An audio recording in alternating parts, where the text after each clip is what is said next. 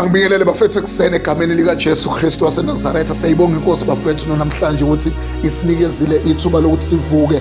Awunathi sithema sivula amehlo sabona ukukhanya, sabona usuku, sathokoza bafethu lithi izwi kaNkulunkulu. Asijabuleni. This is the day that the Lord has made. Let us rejoice and be glad in it. Siyambonga uNkulunkulu kakhulu bafethu ukuthi nathi sibe khona nje kulolu suku. uNkulunkulu unenjongo about that. God has a purpose why you are also the part of this day. Without wasting of any time, asingene straight ezwini namhlanje sibheka lento yokuvumelana, into yokubambisana, into yokuba inhliziyonye, into yokuba moya munye, into yokuba umqondo munye, into yokukhuluma limu lunye. Ngoba ngiya-understanda ukuthi izinto eziningi siyonqoba ngokuthi sivumelane. Kwesinye isikhathi asizukuvumelana ngokuvumelana, kodwa sizovumelana noma singavumelani. Bathi ngesingisi disagree to agree. Kodwa kulokho kuzobe kuvumelana ngoba there must be harmony. Ayikho into esingavumelana ngayo sonke ngendlela efanayo, kodwa we can agree to disagree.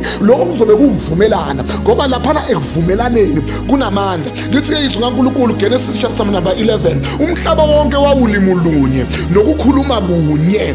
Kwathi kusukeni kwabo empumalanga bafumana ithafa ezweni laseShinari bakha khona. Base bethi omunye komunye, wozani ake senze izitini sizishise. Izitini zaba ngamatshe abo, ibetume laba ngudaka lwabo. Verse 4, bathi wozani asakhe umuzi nombhoshongo osiqongo sawo sisezulwini, sizenzele igama, funa sihlakazeke ebusweni bomhlaba. Ngifuna inothisa lento kawozani ngoba lento isho ukuthi these people they are calling one another, bayabizana. Wena nje ufuna ukuthi wenze into wedwa bengekho abantu ababizayo, let me tell you something, uzokhathala because izwi kaNkulunkulu lithi we are the body. So umzimba wonke amaphathi omzimba ayadingana. So wena njengoba ufuna ukuba umahamba yedwa, ofuna ukuba umzongedwa, ofuna ukuba umuntu ohamba yedwa, let me tell you something, you are going to be tired because we need one another. We need one another. That one is a fact ukuthi siyadingana. Lithi izwi kaNkulunkulu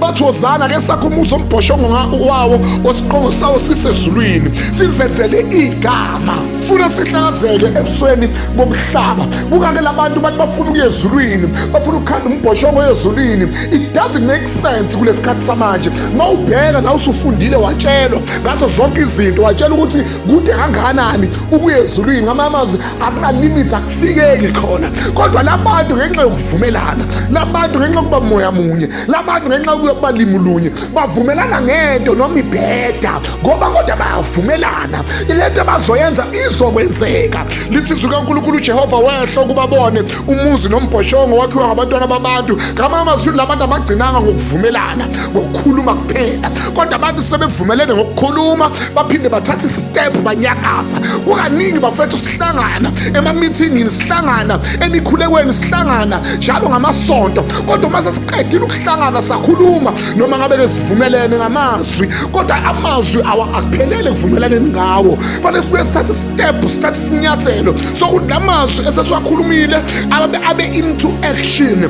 La mazwi sesiwakhulumile sivumelane nangezenzo. Ngamanye amazwi ukuze ubone ukuthi umuntu uvumelene nayo kubonakala ngezenzo azenzayo. Lithi izwi kaNkulunkulu uJehova wathi bheka bonke basizwe sinye nolimu lunye, yikho abaqala ngakho. Ngamanye amazwi noma bengakenzi lutho in action, kodwa balimu lunye, basizwe sinye, iyona into oqala abaqala ngayo. Abayikunqanyulelwa lutho abahlose ukulwenza. Ngamanye amazwi labantu laba ngenxa ukuthi lento ayikho emandleni physical power, kodwa isekuvumelaneni spiritual power. Ngamanye amazwi labantu laba ayisekho into abayonqanyulelwa yona, ayisekho, abavimbeki. Into enza bangavimbeki ukuthi bavumelene. Ngithi mntaka baba buyele ekhaya uvumelana nomyeni wakho, ngithi buyele ekhaya uvumelana nezingane zakho, ngithi buyele ekhaya uvumelana neboss yakhe emsebenzini, ngoba lapha ekuvumelaneni noma ngabe izinto zilikhuni kangakanani, into enza ukuthi abantu baphumelele baye phambili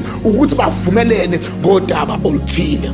uNkulunkulu wasethi asiyosanganisa ulimi lwabo, ngoba la ekukhulumeni uNkulunkulu uyazi ukuthi kunamandla. Into yenza labantu baqhubeke baye phambili ukuthi uma ke bakhuluma bayazwana. The strategy of the devil is to confuse our tongues, to confuse our understanding, to confuse our relationships, ngoba uyazi uma kwaconfuse ukuvumelana yobuqedile. Ngathi ntaka baba, hamba uyovumelana, uqala uvumelane nawe uqobo, bese uvumelana nabantu okufanele wenze nabo izinto ezithile, uzoyibona impumelelo empilweni yakho. May God bless you. Have a wonderful day in Jesus' name. Amen.